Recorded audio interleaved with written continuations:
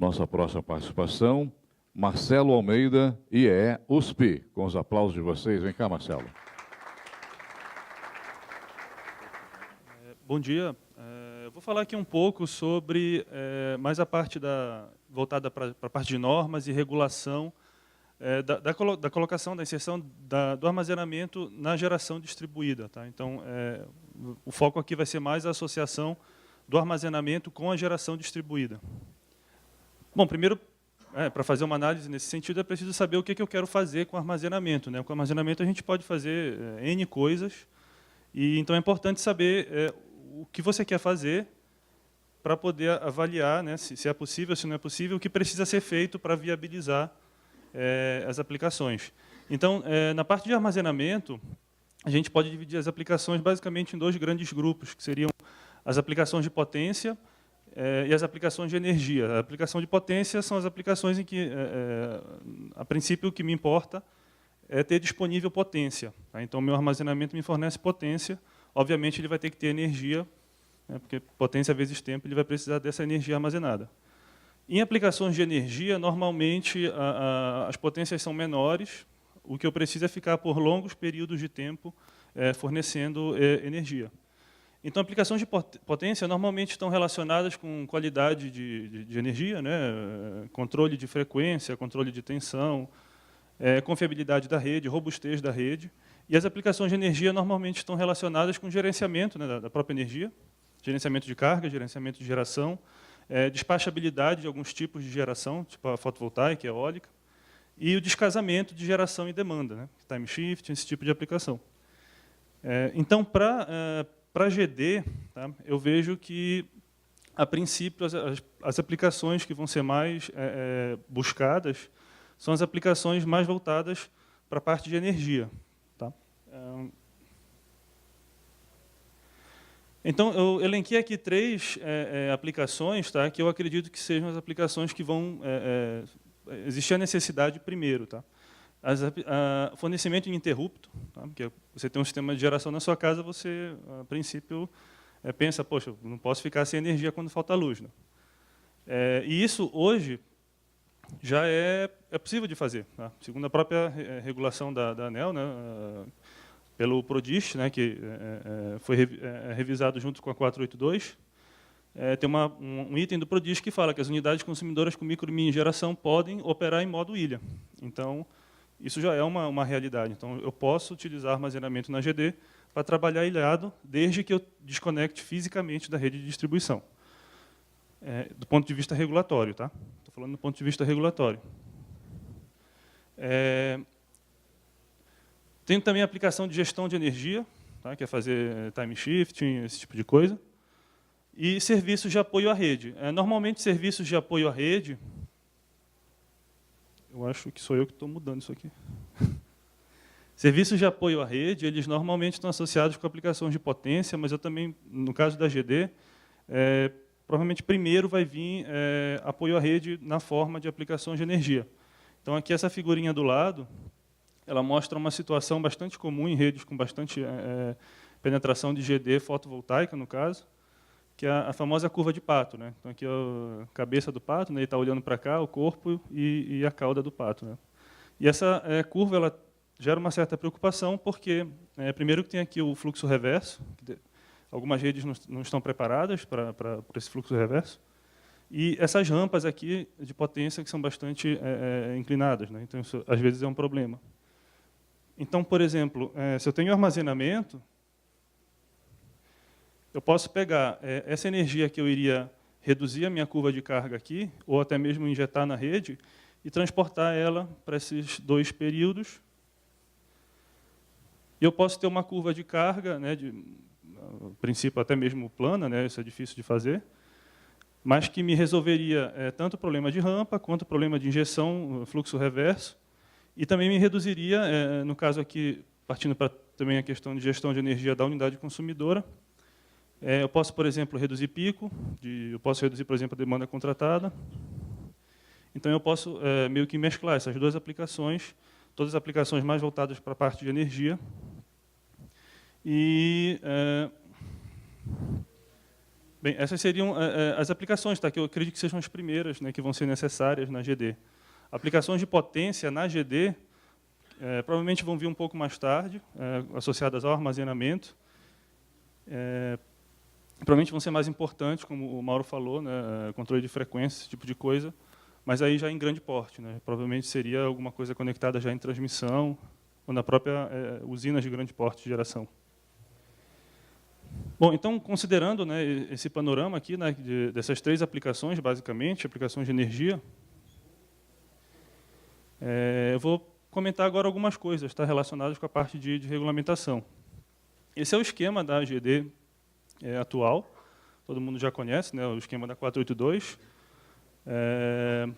Então, você tem a geração distribuída, aqui você tem um equipamento de interface com a rede.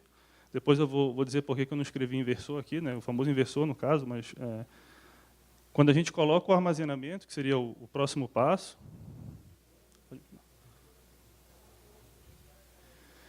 aqui é uma das formas que eu posso integrar o armazenamento, tá, no contexto da GD, integrando direto o meu elemento que realmente armazena, no caso, provavelmente vai ser bateria, né, baterias de armazenamento eletroquímico, conectando direto no meu equipamento de interface, né. Então, aqui, esse equipamento de interface, na verdade, não necessariamente é um único equipamento. Eu posso ter aqui um conjunto de equipamentos que juntos me fazem essa interface com a rede elétrica. Então, com esse tipo, com essa configuração de sistema aqui, eu posso fazer já hoje várias coisas sem fugir da regulação atual.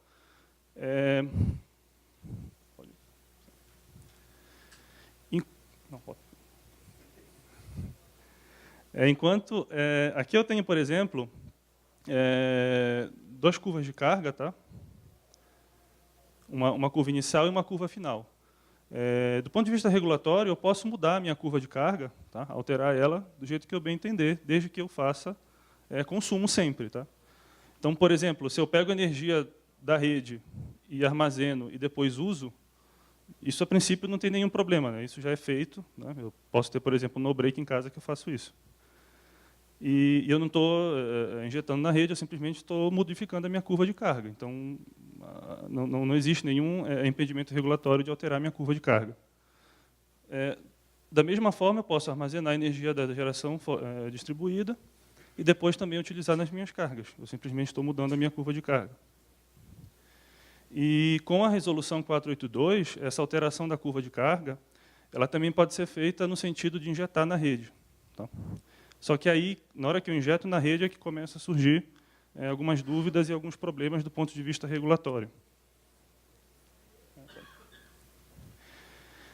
Por exemplo, se eu gero e imediatamente injeto na rede, isso está coberto pela 482. Agora, se eu gero energia, armazeno numa bateria e, em outro momento, injeto na rede, isso não está dúbio, isso não está muito claro na 482, se pode ou não pode efetivamente fazer isso. E o caso que seria o mais complicado, que é quando foi o que o Mauro falou ainda agora, né, quando eu pego energia da rede, armazeno e depois coloco ela de volta. Né? Do ponto de vista de um consumidor, isso realmente não tem regulação nesse sentido. Então, assim, no fundo, enquanto eu simplesmente consumir, tá? Ou seja, posso gerar e consumir, posso gerar e guardar e consumir, posso pegar da rede e consumir, enquanto eu faço isso, eu simplesmente estou alterando a minha curva de carga como consumidor final. Isso não tem problema. E enquanto eu gero e imediatamente injeto na rede o excedente, isso também está coberto pela 482, sem problemas. Então, são esses 2 casos, quando eu gero, armazeno, e em outro momento injeto na rede, ou quando eu armazeno energia da rede, e em outro momento reinjeto na rede. Esses são os casos que ainda precisam ser revisados, né? Precisa de uma regulação, principalmente esse caso aqui, né, que o Mauro comentou, que seria uma arbitragem direta, que, no fundo, independe da existência ou não da geração distribuída.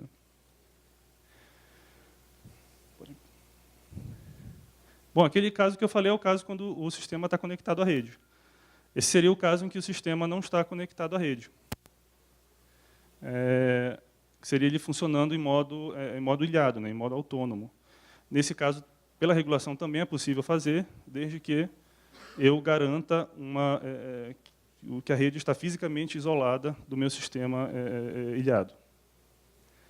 Bom, esse aqui é um tipo de configuração de sistema em que esse meu equipamento aqui de interface só tem uma conexão com o mundo em corrente alternada, aqui o externo. Tá? Eu também posso ter algumas outras configurações. Por exemplo, em que o equipamento de interface, ele, além dessa comunicação com a rede, também tem uma comunicação aqui separada para cargas locais. Tá? Tudo que eu falei ainda agora se aplica aqui também. No caso do funcionamento ilhado, somente essas cargas vão ser atendidas, né? As cargas que não estiverem nessa porta não serão atendidas. Uma outra aplicação que talvez possa ser interessante para os sistemas que já foram instalados, né? Para não ter que trocar esse equipamento de interface, seria manter a geração GD atual, né? Tradicional, e eu colocar um outro equipamento de interface, o famoso, né, inversor bidirecional. E aí eu posso fazer, basicamente, todas as aplicações que eu falei anteriormente e vou continuar tendo essas mesmas questões regulatórias. Aqui, como seria se fosse o sistema trabalhando em modo isolado. Aqui também esse equipamento de interface com uma saída para cargas prioritárias.